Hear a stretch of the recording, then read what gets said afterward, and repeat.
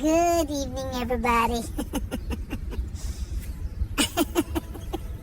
I was getting a little tickled.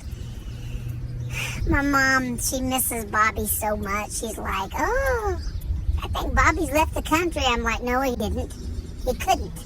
He's grounded. Everybody's grounded because of the COVID-19, the coronavirus.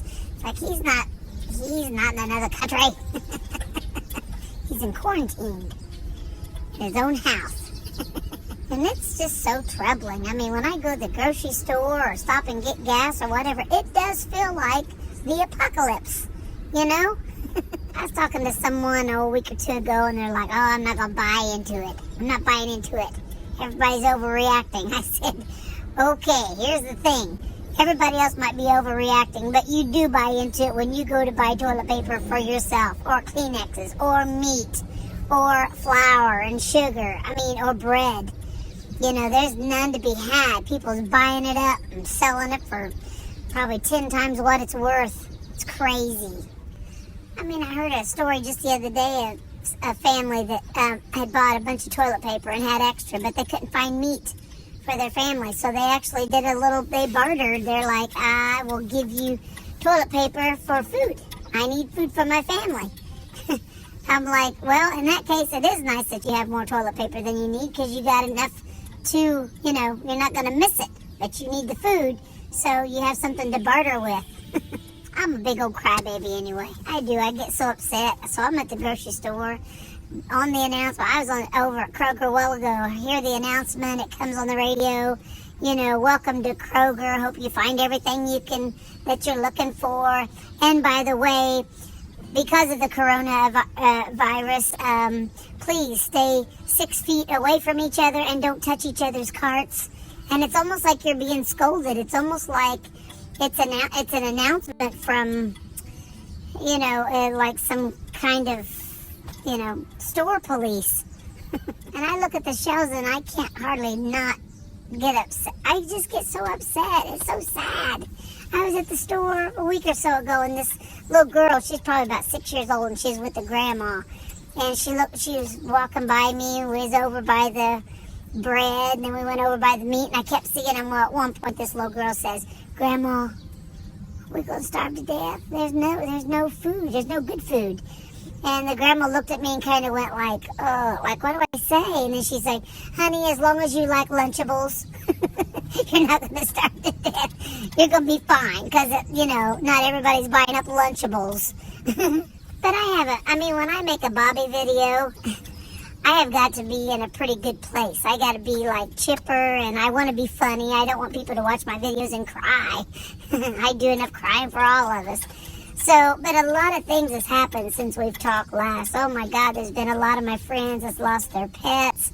We lost one of our very dear Jeep junkie friends, Dennis Walls. Love that man. And it's hard to make a video and be funny when you're sad because your heart's broke for losing a pet or losing a friend, and now you got the virus. It's like, we don't have the virus, but in the world you have the coronavirus, and it's kind of hard when you have such disturbing news. I don't want to get on there and cry a sad, song the whole time, but I think about the coronavirus. I think probably the scariest thing, I think, is even if you have to be in isolation or quarantined, I'm so afraid that I'm going to get stuck away from my family. I feel like if I've got Cindy and the fur babies, I feel like everything's going to be fine. At least we're stuck together, and they're my family. And she's my best friend. But I'm so afraid that if I almost had to travel for my new job, and it was going to be in Greenfield, Indiana, which is like about 2 hours away, and I was so afraid. That was supposed to be this week. They called it off. It didn't happen. I was so afraid I was going to get stuck over there, or I was going to get stuck with somebody that had the virus or symptoms, and then we're all quarantined, and then you can't get home. I don't want to not be able to get home. If I'm going to get stuck, I want to get stuck at home with my family than get stuck away from them, But I'm going to let you go. I'm going to try to do better and make some videos, when I can. I do miss, the other day I pulled up Snapchat, no Bobby face. No Bobby face. I was like, what the hell?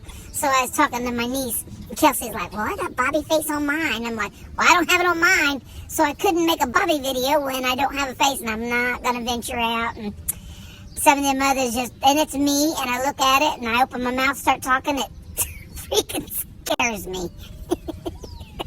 I love you guys. Thanks for watching. If you're quarantined and you're in the house and with your family, I think that's everything. If you're with your family and not away from your family, be safe, be smart.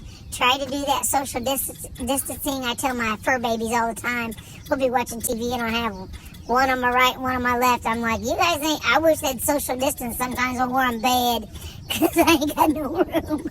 But I'm like, but be safe and love one another and try to stay in touch, even though I haven't seen my mom for a long time. I'm just too afraid I'm going to take something to her and it's not going to be flowers or a gift. It's going to be a germ, and I ain't doing it. So FaceTime when you can, call when you can, just stay in touch. Most important thing, tell all your friends that you love them, and I can't wait for this crap to be over with. I miss my buddies. We'll talk soon. Big kiss. Mwah.